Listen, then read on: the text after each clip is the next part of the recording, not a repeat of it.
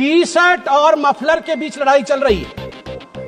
T shirt भी India alliance में और मफलर भी इंडिया अलायंस में। और टी शर्ट ने भाषण दिया है, पटपड़गंज में मैं भाषण को पढ़ के सुना रहा हूं। टी शर्ट ने कहा है, टी शर्ट हाँ उसी पे है जी, दिल्ली भी भारत में आता है। टी शर्ट ने कहा है, उन्होंने एक नई तरीके की राजनीति की बात की थी, माने मफलर ने, उन्होंने एक नई तरीके की राजनीति की बात की थी। खंबे पर चढ़ गए थे स्वेटर पहनकर, छोटी सी गाड़ी में आया था। कौन सी गाड़ी थी? एल्टो थी। तो किसी ने पीछे से कहा नहीं वैगनार।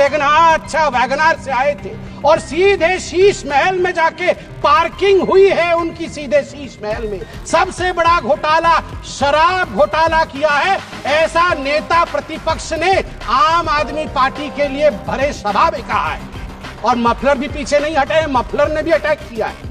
मफलर ने भी कहा है टी शर्ट को कि टी शर्ट और टी शर्ट के जीजा जी, ये दोनों नेशनल हेराल्ड केस में जेल के अंदर चक्की पीसने चाहिए।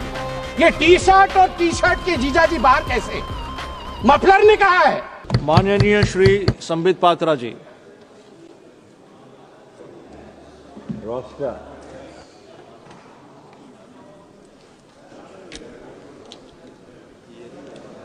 ये ऑन नहीं हुआ है। धन्यवाद माननीय सभापति जी, आपने मुझे आज सदन में अपने विषय को रखने का मौका दिया। कल मैं सदन में मौजूद था और मैं नेता प्रतिपक्ष को सुन रहा था। नेता प्रतिपक्ष ने कहा कि अगर हम इंडिया अलायंस की सरकार बनाते तो हमारा भाषण किस प्रकार का होता, उस भाषण के विषय में आज मैं संबोधन करूंगा। यहां सभी गणमान्य लोग बैठे हुए हैं, हिंदी समझते हैं और हिंदी में एक मुहावरा है, अगर चाची की मूंछ होती तो वो चाचा कहलाती, अगर चाची की मूंछ होती तो वो चाचा कहलाती। अब चाची की मूंछ नहीं है तो वो चाचा नहीं हो सकती। तो ये इंडिया अलायंस की सरकार बनेगी और फिर वो भाषण लिखेंगे और वो भाषण हमें सुनाएंगे, यह मौका कभी आने वाला नहीं है। और वैसे सभापति महोदय, ये कोई बोल रहा है चाची 420, वैसे ये शब्द प्रयोग करना शायद प्रतिबंधित होगा, मगर सबसे महत्वपूर्ण विषय है कि ये इंडिया अलायंस क्या है। अभी दिल्ली के चुनाव चल रहे हैं, कल दिल्ली का चुनाव है। अब इंडिया अलायंस को लेकर किस प्रकार की भ्रामक स्थिति बनी हुई है आप देखिए। नाम लेना मना है, इसलिए बिना नाम लिए ही मैं बता देता हूं। टी शर्ट और मफलर के बीच लड़ाई चल रही है। टी शर्ट भी इंडिया अलायंस में और मफलर भी इंडिया अलायंस में। और टी शर्ट ने भाषण दिया है, पटपड़गंज में मैं भाषण को पढ़ के सुना रहा हूं। टी शर्ट ने कहा है, टी शर्ट हाँ उसी पे है जी, दिल्ली भी भारत में आता है। टी शर्ट ने कहा है, उन्होंने एक नई तरीके की राजनीति की बात की थी, माने मफलर ने, उन्होंने एक नई तरीके की राजनीति की बात की थी। खंबे पर चढ़ गए थे स्वेटर पहनकर, छोटी सी गाड़ी में आया था। कौन सी गाड़ी थी? एल्टो थी। तो किसी ने पीछे से कहा नहीं वैगनार। अच्छा वैगनार से आए थे और सीधे शीश महल में जाके पार्किंग हुई है उनकी, सीधे शीश महल में। सबसे बड़ा घोटाला शराब घोटाला किया है, ऐसा नेता प्रतिपक्ष ने आम आदमी पार्टी के लिए भरे सभा में कहा है। और मफलर भी पीछे नहीं हटे, मफलर ने भी अटैक किया है। मफलर ने भी कहा है टी शर्ट को कि टी शर्ट और टी शर्ट के जीजा जी, ये दोनों नेशनल हेराल्ड केस में जेल के अंदर चक्की पीसने चाहिए। ये टी शर्ट और टी शर्ट के जीजा जी बाहर कैसे? मफलर ने कहा है। अब आप बताइए, अगर इंडिया अलायंस के अंदर ये आप इनके रिश्ते को चाइनीज नूडल्स, ये नूडल्स भी इतना कॉम्प्लिकेटेड नहीं है जितना इनके इंडिया अलायंस का रिश्ता कॉम्प्लिकेटेड है। ऐसे में ये सपना देख रहे हैं कि कभी इनकी सरकार बनेगी तो वो भाषण करेंगे। आज चीन के विषय में तो 34 बार चीन का नाम लिया गया। चीन में मैन्युफैक्चरिंग, चीन में प्रोडक्शन, सब कुछ बताया गया। आज मैं हकीकत रखना चाहता हूं। सभापति महोदय, अटल बिहारी वाजपेयी जी की सरकार, मैं कागजात लेके आया हूं मैन्युफैक्चरिंग का। चीन की मैन्युफैक्चरिंग की बड़ाई कर रहे थे आदरणीय राहुल जी, 2004 में अटल बिहारी वाजपेयी जी के कार्यकाल में India China bilateral trade had set a new record with a total trade touching $13.6 billion and India was enjoying a comfortable trade surplus of $1.75 billion.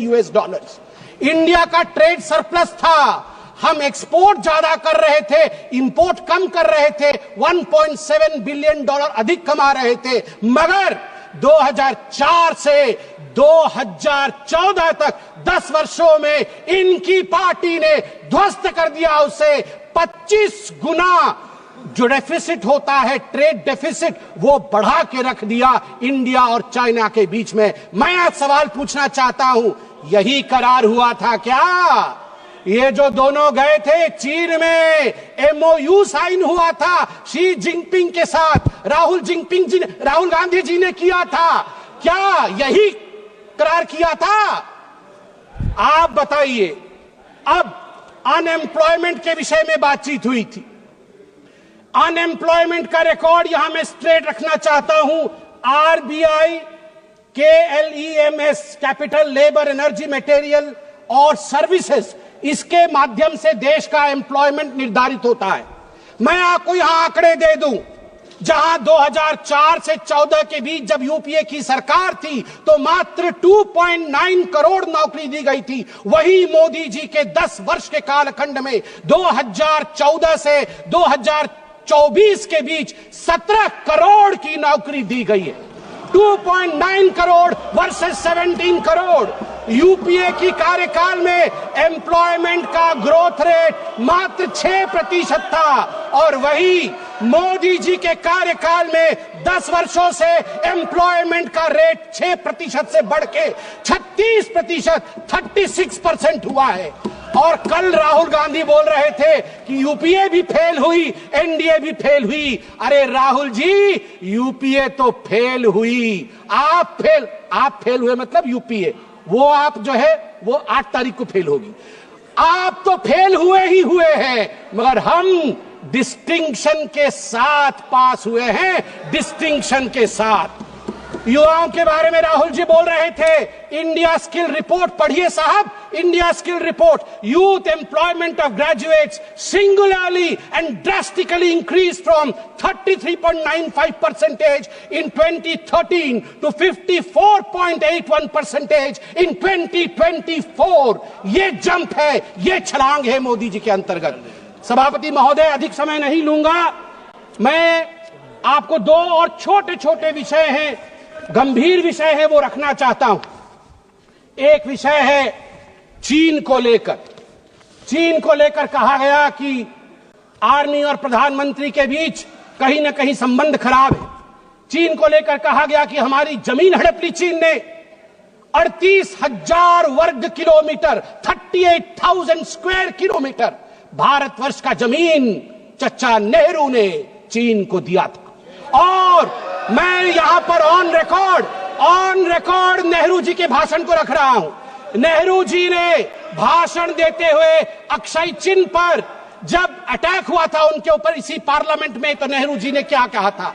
ध्यान से सुनिए, नेहरू जी ने क्या कहा था? Not a blade of grass grows there, not a blade of grass grows there, 17,000 feet high, uninhabitable, and we didn't even know where it is, तो हमने दे दिया। तो आप जानते हैं सभापति महोदय, महावीर त्यागी जो खुद कांग्रेस के ही मंत्री थे, नेहरू जी के कैबिनेट के, वो खड़े हुए और महावीर त्यागी जी के बाल नहीं थे, उन्होंने अपना सर दिखाया और कहा, Nehru ji, this bald head does not grow any hair. Should I give the head to someone else?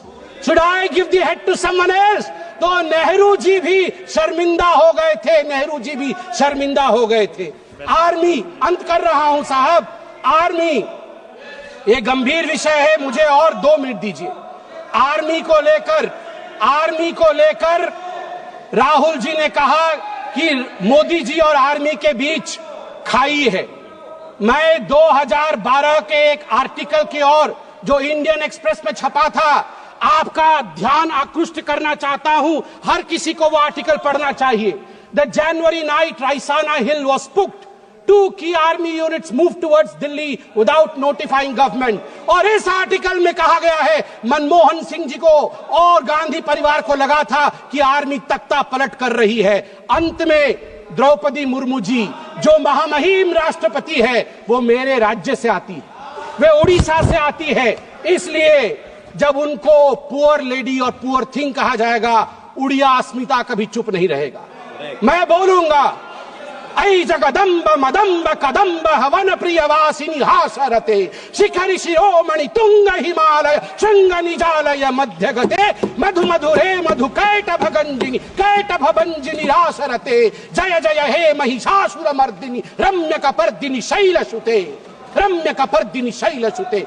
Bharat की नारी दुर्गा है और यहाँ शिव जी की बात राहुल जी करते हैं। आदि देव शिव है, आद्य शक्ति माँ दुर्गा है। याद रखिए हमारी राष्ट्रपति आदिवासी है।